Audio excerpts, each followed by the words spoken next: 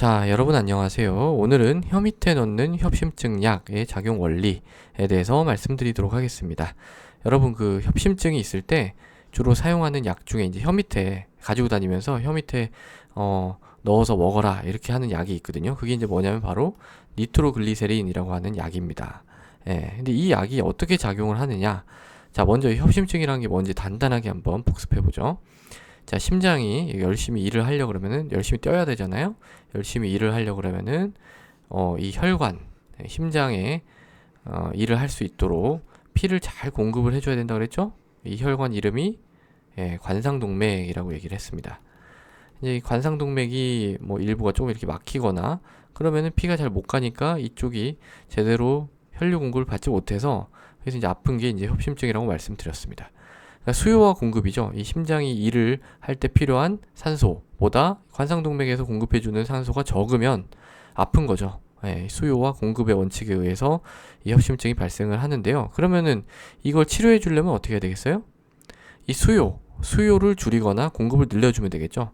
이 협심증 약, 이 니트로글리세린이 이 두 가지 역할을 다 합니다. 자, 첫 번째 어떤 역할을 하냐면 첫 번째, 자, 관상동맥을 조금 늘려줍니다. 얘가 관상동맥을 이완을 시켜줍니다. 이완이라는 게 이제 조금 이제 직경을 원래 요만했던 놈을 요렇게 이제 늘려준다라는 거예요. 어떻게 하냐면은 이 관상동맥 벽에 있는 근육이 있거든요. 이 벽에 두 번째 층에 이제 근육이 있습니다. 이 근육이 이제 평활근인데요. 평활근. 이 약을 먹으면 이 평활근이 이완이 돼서 이렇게 좀 조여져 있던 것이 이렇게 좀 풀립니다. 그러면은 이게 늘어나니까 아무래도 피가 더 잘 갈 수가 있겠죠. 두 번째는 사실 첫 번째 제가 말씀드린 것보다 두 번째가 더 중요합니다. 이 두 번째는 뭐냐면 정맥의 이완입니다. 정맥의 이완. 마찬가지예요. 정맥에도 정맥이 뭐 이렇게 있는데 정맥에도 평활근이 있거든요. 이 근육을 이완시켜주니까 정맥이 이렇게 넓어집니다. 그러면 이 정맥이라는 거는 제가 이제 예전에 그 혈관에 대해서 쭉 설명드릴 그런 영상이 있는데 거기서 이제 제가 뭐라고 말씀드렸었냐면 정맥의 주요 역할, 정맥이 하는 일이 뭐냐? 이거는 저장고라 그랬어요. 저장고. 혈액을 잘 품고 있는 거예요, 얘가. 혈액을 잘 품고 있는 그런 저장고의 역할을 합니다. 근데 저장고가 이렇게 좀 좁았다가 저장고 양이 이렇게 막 늘어나면 어떻게 되겠어요? 혈액이 여기다 저장이 돼 있겠죠? 혈액이 여기다 저장돼 있으니까 상대적으로 이 심장으로 들어가는 혈액의 양이 줄어들게 됩니다. 그러니까 결국 심장으로 들어가는 혈액의 양이 줄어든다는 것은 심장이 해야 할 일의 양이 어떻게 되는 거예요? 해야 할 일의 양이 줄어드는 겁니다. 이걸 이제 고상한 용어, 의학 용어로 뭐라고 하냐면 전부하가 감소한다 이렇게 얘기를 합니다. 전부하. 심장 전에 이제 있는 그런 부하란 뜻입니다. 그래서 어쨌든 이 부하가 감소를 한다는 것은 결국 수요의 감소를 뜻하죠. 일의 양이 줄어드니까 얘가 관상동맥이 뭐 그렇게 피를 잘 못 줘도 그렇게 아파하지 않습니다. 그러니까 이 두 가지 원리예요. 자, 그러니까 관상동맥이 이완이 되면 공급이 늘어나죠.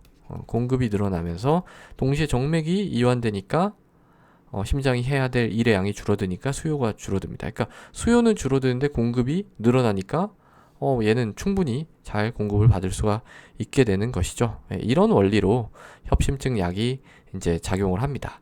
자, 근데 여기까지만 사실 설명을 드리면 되는데 오늘은 조금만 더 깊게 설명을 드리겠습니다. 제 영상 그 주제도 제 채널도 이제 뭐 기억과 함께하는 깊이 있는 의학 공부. 약간 깊이를 둬야 되겠죠. 그래서 이거는 사실 안 들으셔도 되는데, 이 관상동맥을 이완시킨다는 이 측면이요. 이게 조금 이게 미묘한 측면이 있습니다. 그러니까 무슨 말이냐면은, 자, 이게 협심증이라는 게 혈관에 때가 이렇게 껴가지고 생기는 병이라고 말씀드렸잖아요. 이렇게 때가 이렇게 끼는 겁니다.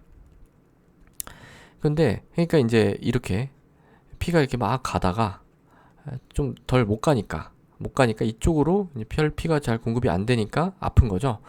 그러니까 그런 상태에서 이 협심증 약을 먹으면 니트로글리세린을 먹으면 이게 약간 늘어나는데요. 이런 식으로 돼 있으면 잘 늘어나지 않습니다.